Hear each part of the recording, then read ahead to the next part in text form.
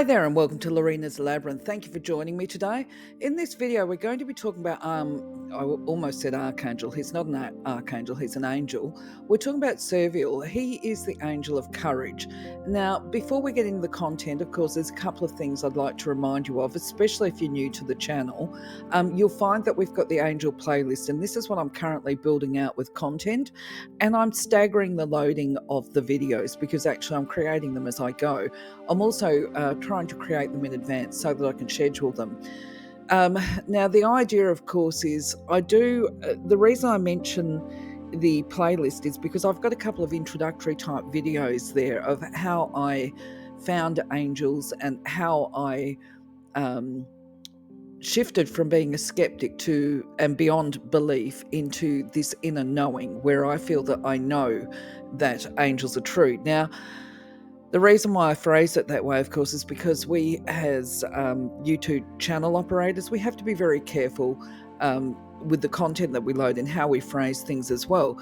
But the other thing is, as a spiritual teacher, I have to turn around. I am morally obligated, I believe, to encourage you to find your own way and to remind you that what is true and feels right for me may not necessarily feel true or right to you. But the idea is that if you can draw upon the information, you can make your own personal connections and establish what feels right and what doesn't, and tap into your own divine wisdom and connection. Now, the other thing I want to make a point of is that in this particular subject, I consider to be vital to the pathway of spiritual expansion, if you want to call it that, and the development of your own wisdom. Now, what I'm doing, because I'm recording this particular video early, I'm actually going to address my personal experiences and why I decided to personalize my connection to the angelic realm. I'm going to do that in this Sunday's yarning. So that will be the yarning on, I think it's, today is the 4th of July. Happy Independence Day to the Americans. So if that's Thursday the 4th, Friday, so it must be about the 8th of July will be when the yarning goes up. It could be the 7th. Just keep an eye out, because that one I'm going to put what motivated and inspired me to develop my connection. Anyway, the reason why I'm pushing Cerviel forward is because he is an angel of strength and an angel of courage. And in the world currently, we've got a lot of people facing challenges in their physical existence, and that carries over also. You know, it's a case of not just what we feel we can create fearful situations, but there's a lot of tumult, if that's the word, if that's how you pronounce it, in the world at the moment with, strife and conflict and social unrest and this kind of thing. So a lot of people are living with fear more than at other times, perhaps over the decades.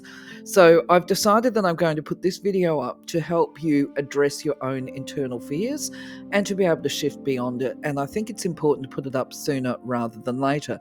So let's look specifically at what Cerviel can do or help us with. Now, overcoming fear is a vital part of our spiritual journey. And when I talk about fear, I want to make the point again that the fears that we're talking about are those fears that are irrational and illogical. They are the illusions and delusions that we as mere mortals hold until this veil of forgetfulness is lifted. While there are archangels that serve this purpose, they help us to overcome fear and protection. They give us protection as well. I'm talking about Archangel Uriel and Archangel Michael specifically. They're very good for helping a person to overcome fear and terror and to feel safe. Now, Cerviel adds to this feeling of safety, is probably a good way of describing it. He's an angel of strength, not just courage. And there are some people that believe that he was an angel that was sent to protect the Daniel in the Bible when he was thrown into the lion's den. Now, to put this into perspective for you, Daniel, if we go to this biblical story, we can look at it as a bit of a metaphor if you're not into the Bible, or we can look at it whatever way you want to look at it, actually, free will. Okay, so the story goes that Daniel was found to be in breach of the law by the king. The king had made these irrational laws that when a person prayed, they had to pray to the king, and they could only pray at certain times of the day.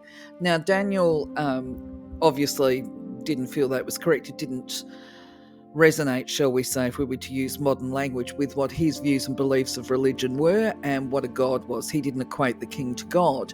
So consequently, he continued to pray to his creator.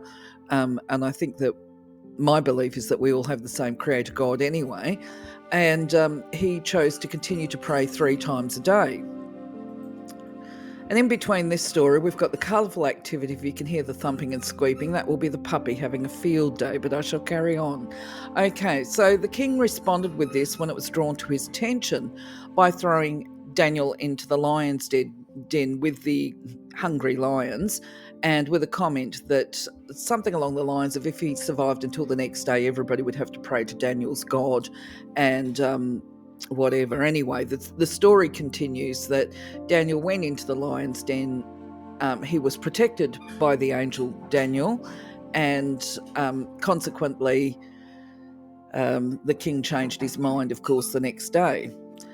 Now, I also like to use stories to demonstrate a point, and I do so in many, I guess, of my reflections on how I came to some of my conclusions when I felt that I was divinely guided to a pathway or whatever. So where I go with this particular story, or how I interpret it, is not necessarily the same. I just figure, look, I really don't know whether or not Daniel was thrown into a lion's den. No idea.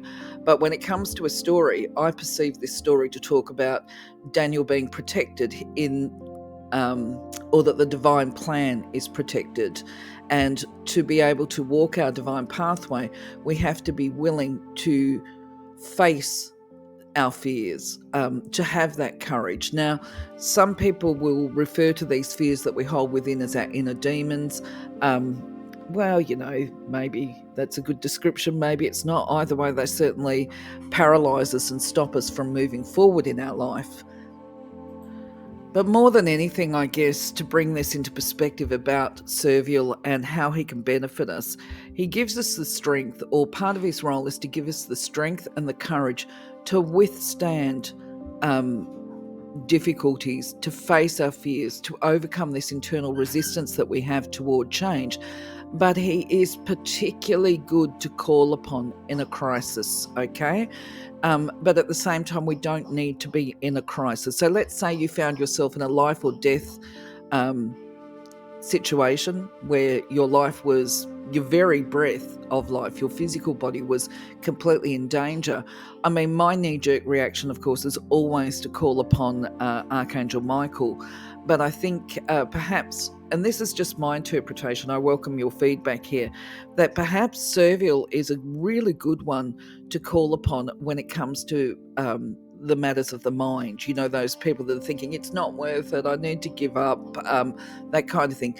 It might actually be worth calling upon Cerviel in this instance. And of course, call upon, just want to make this reminder, I've got an invocation further down the pathway of this particular video. Call upon Creator always first, but you can call upon the angel Michael, Archangel Michael as well, and you could call upon Cerviel when you're in these crises. And I think I would call a crisis an enduring type crisis, okay?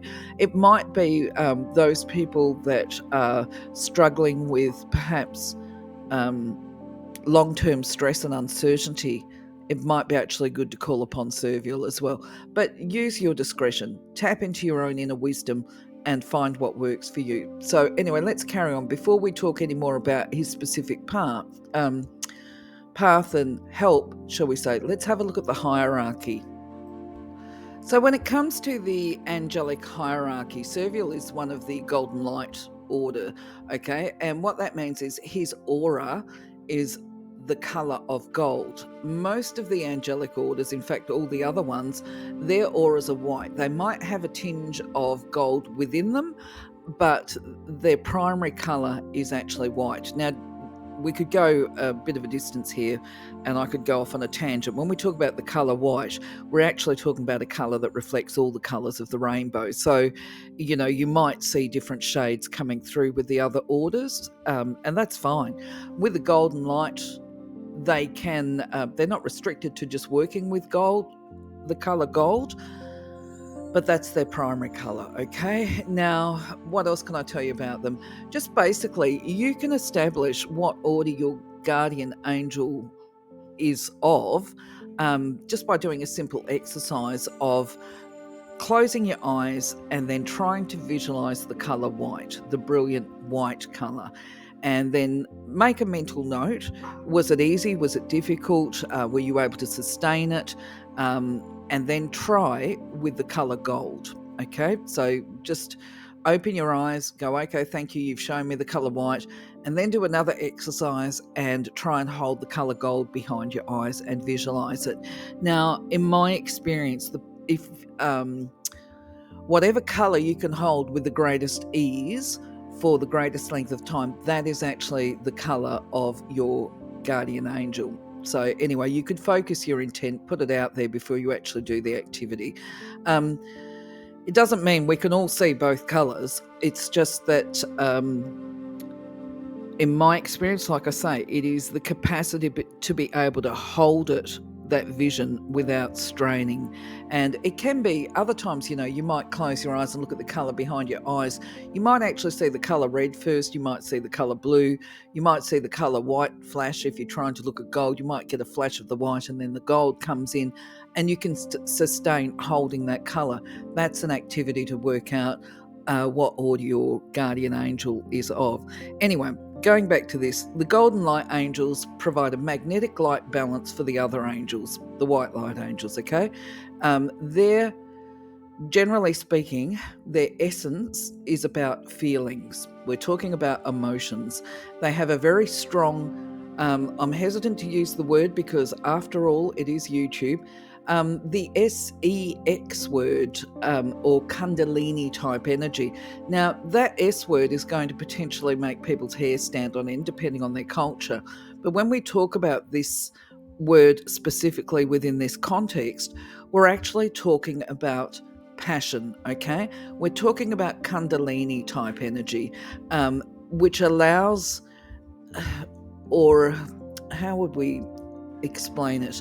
The energy is very intense. It can be overpowering at times, and it is very much associated with the rhythm of life. The white light angels tend to be more focused on thought, the power of the mind, while the golden light angels tend to work more with people around feelings, okay, the power of feelings, because we're all different. And a lot of people that put the emphasis on the power of the mind, they will deny the importance of feelings. This is where you get that argument of which came first, thought or feeling.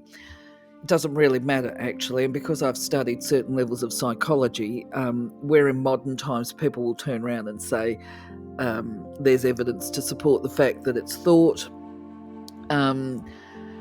That's not necessarily the case, because if you look at schema therapy, where you get pathways, that's repeated thoughts based on emotions. So I would say, despite what the scientists say, the jury is still out as to what comes first, mind power or emotional power. And from a spiritual perspective, I would say it's hand in hand, but moving along. So bearing in mind that we've just talked about the fact that Cerviel is golden light, his focus is on emotions and feelings. The reality is, when we're talking about crisis, okay, if somebody is physically in a crisis, this becomes a life and death matter. If somebody's standing there and the tidal wave's coming at them, that is definitely a crisis. If there's a hurricane happening and your house is starting to rattle, you're in a crisis situation. It's life and death.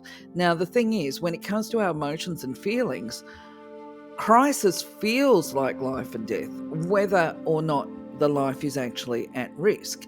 Now, the message of Cerviel is that crisis is the result of being unwilling to change towards the natural flow of life. It's a result of obstruction and resistance to change. It's where the old patterns based on false conclusions override our greater awareness, if you want to call it that, right?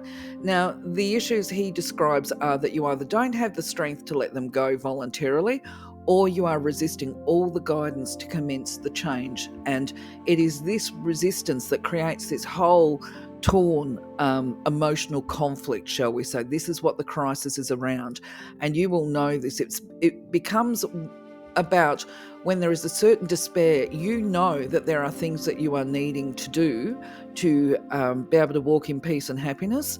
However, you are resisting it because from a rational perspective or from a mind state, your mind and your heart are not in alignment with the decision, and this leads to a crisis quite often.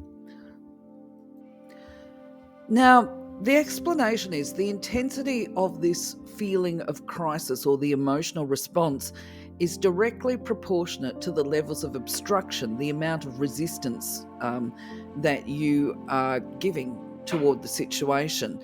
And I'm going to give you some examples of how this works so that you can try and apply this to your own life, okay?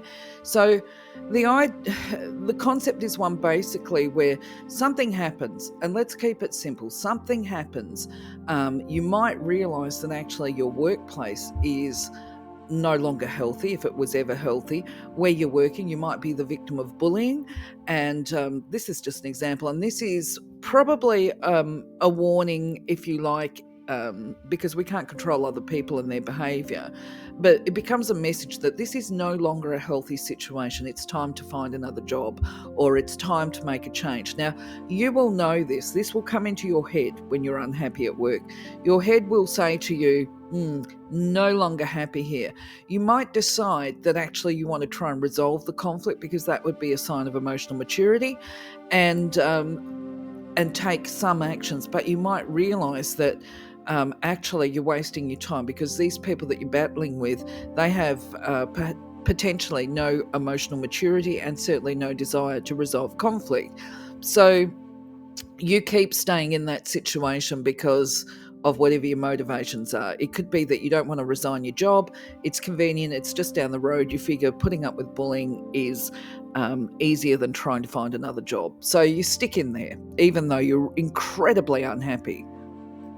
Or, okay, this is how I see it. When I've been delivering readings, and I've done those for many years, and I use my tarot card, I consider the situation or the card of the Tower to reflect when crisis is happening, okay? So this is applicable here too.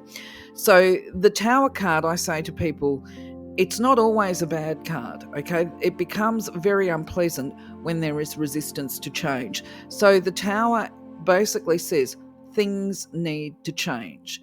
You've got a choice here. You can continue as they are, and the universe will make the decision for you.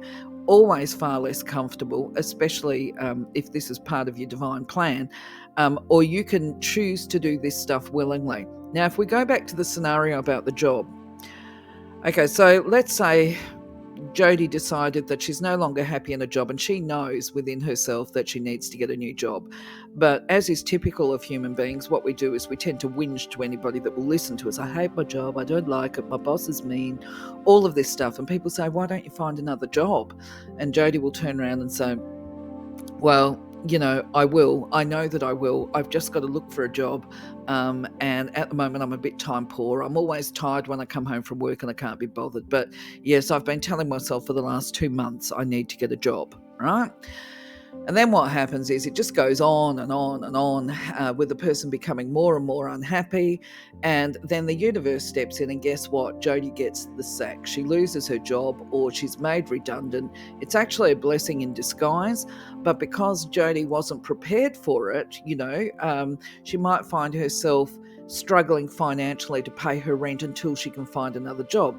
And let's be real, it's always easier to find a job when you have a job. It's when you are out of work that it becomes more difficult. So the thing is too there, hopefully I've demonstrated within this little scenario the intensity, the emotional intensity and the crisis. So before Jody lost her job, she was upset. She was distressed. She's recognizing there is a pending crisis to be happening in a workplace. But at the same time, she did nothing about it until she lost her job. And then it's a crisis, because then it's like, how am I going to pay the rent? How am I going to put food on the table? Oh my goodness me, I'm getting evicted. I've left everything until the last minute. You know what I mean?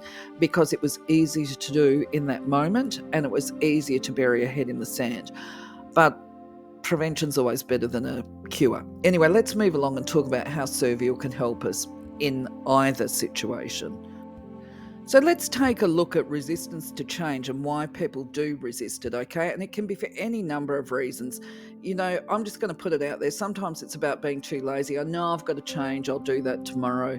Other times the fear of change is rooted in reasons such as a fear of your life falling apart or losing control or stepping into the unknown, because stepping into the unknown can be extremely unsettling. It can be very uncomfortable. And for an example of this one, just think about how you might have responded to things like the COVID isolations and the lockdowns. For many people, this was extremely distressing. For me, it actually made no difference at all. It was no big deal because I could still do what I needed to do, as much as people waffle on about that. Sorry, don't mean to upset people with that, but the way people experience things is going to be different from an individual to individual basis. Anyway, moving on from that, more often the resistance that we hold within is it's about the fear of change, like I say, and the fear of discomfort. And if we go back to that work scenario that I just painted on the other video, there can be a belief involved with this that somehow you won't be able to find a job. It could be that you won't find the job that you deserve or the work that you deserve, or it might mean having to attend job interviews again, and low self-esteem and fear of being scrutinised or fear of being rejected as not being good enough. It does take a certain practice to get used to being rejected at job interviews, and that can take a toll on a person's sense of self, shall we say. So there can be any number of reasons for resisting. I've got here feelings of disappointment and frustration. Sometimes resistance is because of feeling helpless and powerless. Especially, this idea of being rescued. We want somebody to come in and just fix it all up for us because everything has become too hard. I mean, that's a resistance to change. That's where the head is willing to do the change, but there is a obstruction or barrier there that says, I want to do the change, but I want somebody else to do the hard work for me. Okay, I want somebody to come with a magic wand and fix it all. Okay, that's still a level of resistance. Now, regardless of the form of resistance, it's all based on this misconception that, you alone or I alone, we must be the person that has to accomplish the transformation. And where we might know our limitations, where we lack strength, where we are vulnerable. And if you do find things too difficult to do on your own, then we're left feeling hopeless. So let's go back to the business of being rescued. The fact that you want to create the change, you feel weak. That identifies that you feel weak. You don't have strength to do what needs to be done. But at the same time, you're very vulnerable. Well, the thing is too that you can get help. Okay, but just don't expect it from another person to come riding back into your life on a white horse and wearing armor and all the rest of it. Where we get our help, because we're not alone, is through surrender. Okay, the feelings of hopelessness and resistance are overcome through surrender. Now we're going to talk about what surrender is. So when we're talking about surrender, it's important to understand that resistance is a form of denial, okay? It's a denial of the universal flow, and if we're to make room for the blessings and the magic of the angels, then surrender is essential, and this is where we say yes. Okay, now I'm going to give a couple of tips through this and even draw upon my own examples of how this transpires in your life, okay? In the first instance, it is essential to give permission to the angels and an invitation to allow them to step into their aura, into your aura, because they are bound by universal law. They cannot intervene unless invited, okay? Transformation is designed to help us in many ways, and first, we identify the behaviours and choices that are not aligned with the truth of who we are. And this is one of the beauties and miracles, actually, of emotions and how they can identify what's part of our divine plan and what isn't, okay? Because this is where that saying comes from, that our emotions are messengers and there are blessings that arrive in disguise. Now, this is my experience. When we are having a large emotional reaction to a situation, we can always, as human beings, identify, I'm upset because such and such happened, or I'm upset because they said or did. Okay. But not all of us are going to take it that step further. And sometimes we will, as individuals, operating from our small self, forget to explore the emotional reaction and why things have hit a crisis. Now, in my experience, more often than not, it's boundaries within relationships. And I think that I will apply here, this boundaries within relationships. There's many varieties of them. You've got your work relationships, you've got your friendship relationships, and family relationships. And within these relationships, sometimes we allow people to mistreat us in ways that cause us distress, and it might be that we've actually given them permission to mistreat us by making excuses for them. And I think I'm drawing upon family relationships here because this is the most recent thing that has happened in my life, where I historically have justified poor behaviour and poor treatment of me as being an exhibition or rooted in something that happened to them. We know why they're a little bit damaged, shall we say, or we know why they are challenged with their emotional expression. So we make excuses for them. But at the same time, while we do this, we allow them to continue to treat us in unkind and unloving ways. And when this becomes enduring, it does impact negatively upon our state of mind and our health. Because we might ignore our own emotional responses. When a person that we love is being unkind to us, we repress it because we don't want to add to their conflict or their own distress. Now, this is particularly the case where there's a mental illness. If somebody has got perhaps a diagnosis of a mental illness and they're quite reactive at the best of times, when we react back to them aggressively, then not only do we not live the truth of who we are, we also might exacerbate their reaction. And at the same time, we must actually address it for the good of all of us. This is about being truthful and honest within relationships. So ideally, you would, as part of this surrender and transformation, accept that the way they're behaving towards you right now today, or the way that you're behaving towards them, is not reflective of the higher self aspects. So instead of reacting badly at the time, you would choose your timing and go to them from a quiet space. And this becomes emotional mastery, where you can stop yourself from fighting back or screaming back at them if they're being unpleasant, telling them to shut up or be quiet. You can choose to let those kind of patterns go and then come forward at a later time, not too far in the future, and explain to them how you want to be treated, how to put those boundaries in relationships. Now, we tend to, I will say this because I've been guilty of it myself in the past, where I haven't actually done it because there's been a fear that those people will not accept my boundaries and they will remove themselves from my life. And it's important for me, or it has been, to keep them in my life for whatever those reasons might be, dependent on the relationship. But at the same time, when we surrender, we are saying, okay, we'll trust the universe here. I have to put in place these healthy boundaries for me because this is about me remaining healthy. Now, if this person chooses to leave us and step away, that might be temporary while they learn to manage their own emotions, or it could be more enduring.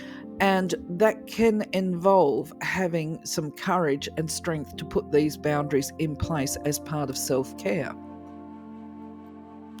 So it's through the act of surrender that we open up to the belief that we're no longer separate. We're not living alone. We're not living in darkness. We are instead and in truth one with the Creator, and we stand in the wisdom and the light. We are able to feel the love of the Creator and the divine support team and guides, and we feel very cared for at a very deep level, in fact, to the core of our soul.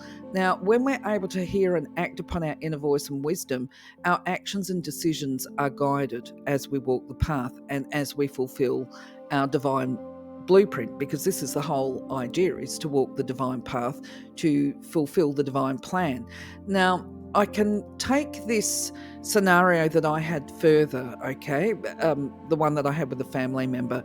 I forgot to mention in the previous slide that I actually addressed this last week, okay? So just because we work with angels or we feel connected to our guides doesn't mean that we don't get challenges in the form of other people that are close to us, and the issue of relationship boundaries. And so, of course, the fear is that there's going to be a permanent separation from those people that we love and hold dear to us, especially if we're talking about family relationships, okay? So within my situation, there was a form of relationship transformation, but I would say in the staggered stages. What happened was, obviously there was a bit of a showdown, shall we say, emotional showdown. It's a pattern of behaviour, and I actually felt that I needed to address it. The time has come to address it. And the cause of, if we look for a physical cause or the trigger, was that I was placed in a situation as a middleman. I was acting on behalf of the family member, and whatever I was doing was the wrong thing. It didn't meet their expectations, and it would create a massive reaction, shall we say. Now, the thing with this was that I was trying to do the right thing, but it wasn't right or as desired, is the best way to explain this. Now, I didn't need to be doing it, okay? So I guess we could put it into perspective that the actions, I was asked to do something, my actions weren't appreciated, and the family member, felt that it was appropriate to actually be extremely ungrateful and give me a gobful. That's Australian for be a fly in my ear or a flea in my ear. Now, I don't want to be too mysterious when I talk about this, so I'm going to put perspective to this as well. The family member has a property that they want to rent out, but before they rent it out, they have to give tradesmen access and all of this kind of thing. And there's a number of actions and activities that need to be taken before the property is ready for rental.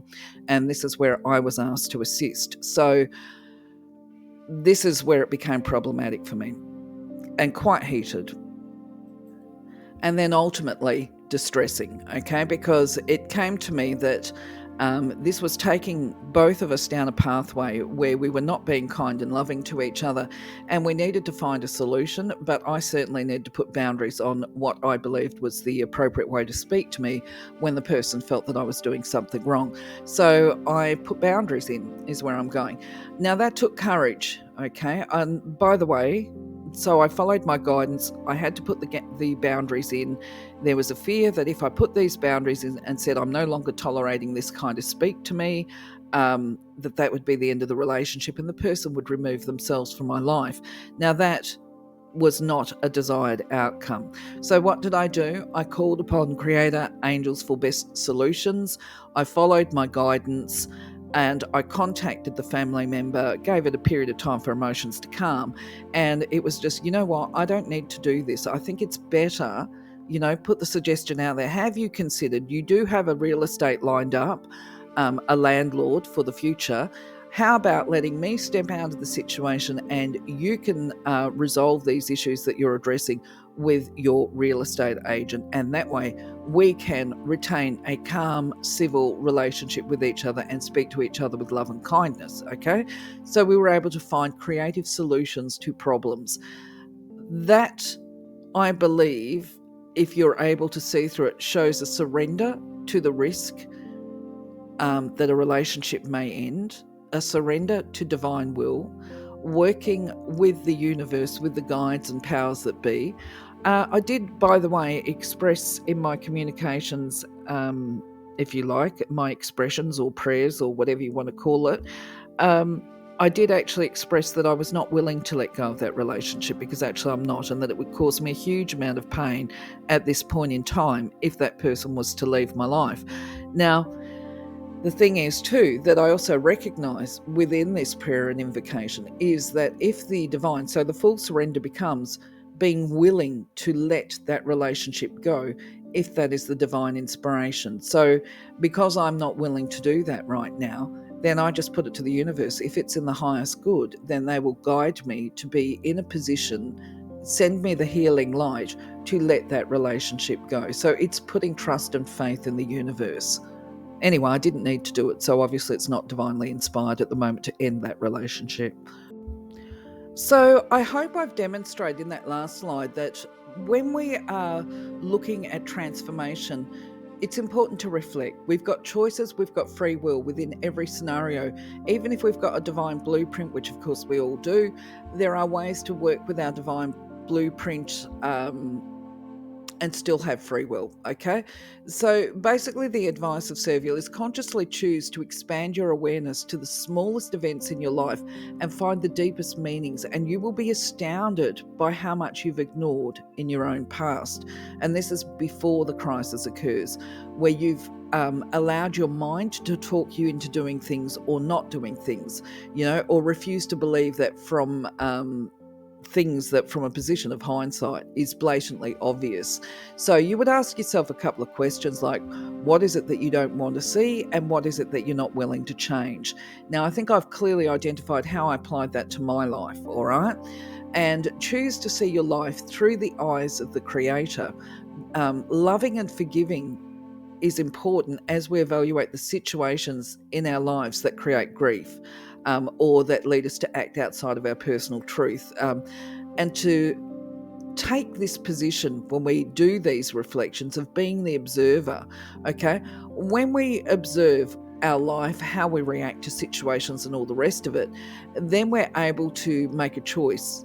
We can change, right? We can change how we react. We can change the environments in which we live, and we can choose to find a love that is based on love and truth without guilt or shame attached, okay? Now, this requires a really deep inward reflection, because all of our answers that we seek, they lie within us. There's no, this is not a myth. We actually do have all the answers within. Now, obviously, I've got a little tip here for you. This is one of mine. When you invoke the Creator and Cerviel, you just have to create a quiet space for the invocation, and you will find, I'm going to talk about invocation in a moment. This is what I found, okay, just this week, as I say, that you will find that all of a sudden your distress, your emotional grief and sadness will start to calm down, and you will start to feel yourself get a peaceful embrace, right? And these answers are going to come to the surface, right? They're going to be peaceful observations as well. Like for myself, when I was very distressed actually with what happened with the family member. I really, because I had acted outside the truth I got cross, I became heated myself, and I responded, and I felt that I had demeaned myself and let myself down. So then there became this calming process that came in, and the awareness that there were other options involved here. And yes, okay, the worst case scenario would be this person would move themselves out of my life, but in the best case scenario, a positive solution could be found. So that's when this idea came to me. This was the choices. There were a few choices I had that I could take within the moment, and the free will there is about which choice you pick. And ideally, when we are being divinely guided and inspired and sticking to our blueprint, we're going to use our free will and choose the pathway or choose the actions that enhance our divine connection. And those actions will be ones that bring you more love, more peace, and more unity, and a lot more life. Now, I've put some invocation suggestions here. I'm not going to run through the invocation itself. I've put up enough videos explaining how you do an invocation and the tone and voice. Just a reminder, because I feel morally obligated to, that whenever you're invoking any angels, you invoke the Creator first. It's up to you whether you invoke your guardian and your guides first and then Cerviel, or you can invoke Cerviel before your guardian and guides. I don't think any of them will be offended. But either way, so you invoke the Creator first before angels and before guides. And when you are completing an invocation, you close with gratitude for blessings seen and unseen. So yes, there's some suggestions here. You can keep them generic, or if you're struggling with a particularly difficult situation right now, perhaps with your relationships, it might be with work, it could be, you could be one of the unfortunate people living in an area of political unrest. You could be living with personal crisis or environmental crisis. You could have crisis of faith, anything, okay? You can adapt these invocations to your particular scenario. Just a reminder that you got to be mindful when you phrase it, is where I'm going. Focus on the positive, and try and use the examples I've given to assist you to build out your invocation. Now, if you're thinking of doing an invocation and you're not sure if you're phrasing it correctly, feel free to put a comment up, okay, and ask me, is this a positive invocation? And I say ask me, but it would be better if you obviously asked your own guides. And what I can do is come back with a more personalised suggestion as you develop your personalised connection to your own eternal self aspect, shall we say. So, my friends, that concludes today's video on Cerviel. I don't think there's anything more I can add to it, but I do invite you, of course, to put up your own comments, your own experiences, your own thoughts. Once again, I like to close with a thank you for being part of my journey. Before I close out, though, I'm going to make mention that of the image I've got here.